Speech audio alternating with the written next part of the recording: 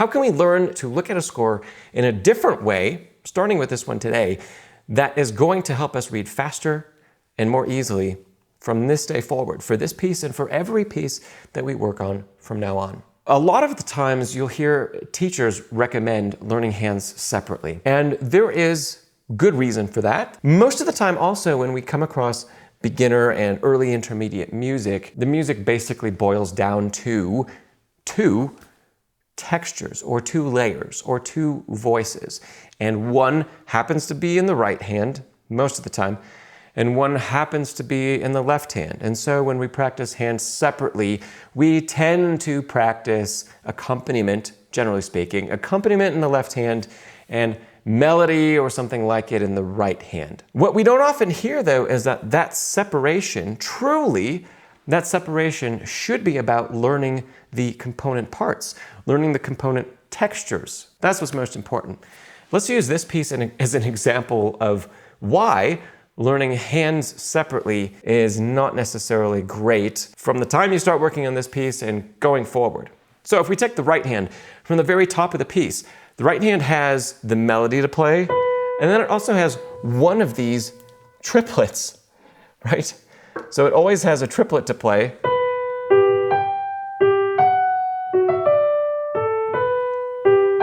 Okay, well that's great, but that's actually quite challenging to do correctly, because to be able to count and subdivide our triplet without any other placeholders, that last note of the triplet, the one that I circled, G, and these other subsequent ones that I'm circling, we have to count 1, 2, 3, 1, 2, 3, 1, 2, 3, 1, 2, 3, 1, 2, 3. We have to be hearing that triplet subdivision. That's actually quite challenging.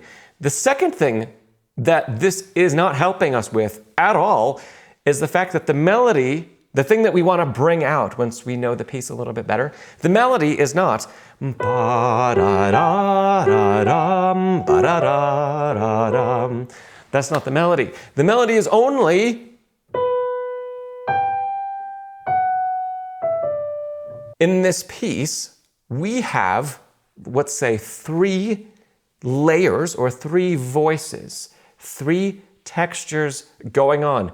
And what we really want to be able to do is define what all 3 of those are and be able to choose which one or which ones we practice together.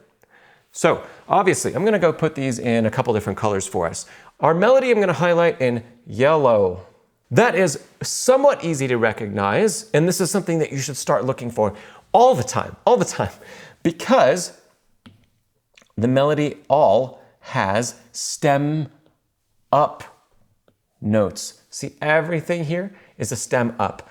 That is saying, for all of those stem ups, we're going to add to our time of 2/4. Here in the first bar, we've got 2 quarter notes, a quarter note and a quarter note, 2 beats, right? Now we have a dotted eighth and a 16th and a quarter. Those add up to 2 beats as well. Next bar, of course, again, we have quarter, quarter, 2 beats. So all of our stem ups or stems up notes, stem up notes, they all add to 2 beats. Great, that is one voice. That's one layer. Let's look at the next simplest layer to identify. The stems in the left hand that go in the opposite direction. Stems down. So stems down are going to be our bass layer. I'll put those in green for us. Once again, we have 2 beats per bar. You can look at all of those measures, the stem downs add up to 2 beats. Yes? Now we have our second voice. So we have in yellow our soprano voice or our melody texture. In green, we have our bass. There's one more. And that one more, there's at least one more. There's one more for most of the piece, and there's actually a little bit more than that once in a while. But the one more texture that we have is shared between the 2 hands, right? And it's everything that's in the middle. So I'm just going to highlight the middle for us. It's all of the notes that are triplets that are in the middle. And if I go just through the first bar, it's these, right? And it would continue that way subsequently for all of those measures that I just put in red right in the middle. When we learn this piece, instead of learning hands separately, because the demands of playing the rhythm correctly, hands separately, they're quite challenging. And secondly, we really want to make sure that we know the individual component layers. We want to know those. We don't want to obscure what one layer is doing because we happen to be distracted by or needing to play another one. Just like I mentioned, this isn't the melody. That's not melody. It's only the notes in yellow, right? So, can you go through, can you mark up your whole score? Maybe start with putting highlights in or paying close attention to these stem directions, right? And making some marks. But eventually, and if I turn the page, eventually what we want to do, so here's our next page. We want to be able to look at a score and see all of those stem directions as quickly as possible and recognize all of the different layers and textures that we're working with.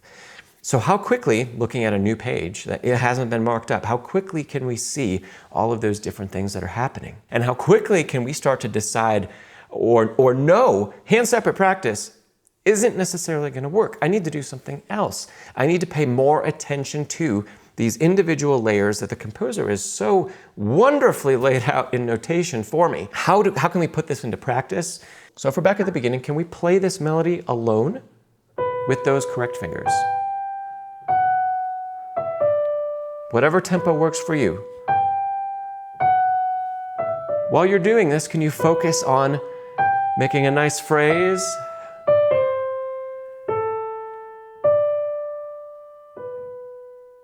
Yes? Okay, we get to really focus on playing melody. We get to train our ear that that's what the melody actually is. It's not that, right?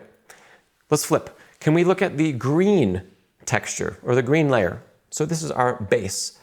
And can we play just those bass notes? For now, we're not going to use pedal, so we'll just observe the rests as they're written. So here we go.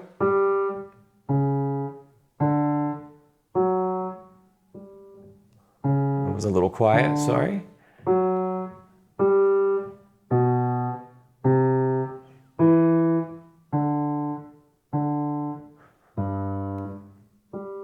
Yes? So now we're going to have learned that bass line, right? Can we play the inner texture, the texture that's between the hands? So now we need to play hands together. We can't skip that. So let's take it from the beginning. Everything that's in red.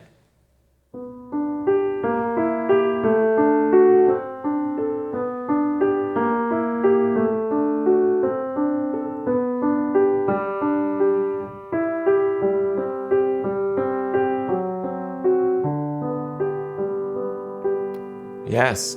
So now we have played through and we've experienced all three textures separately. Now here's where some great practice comes in. Can we choose to combine any of them together?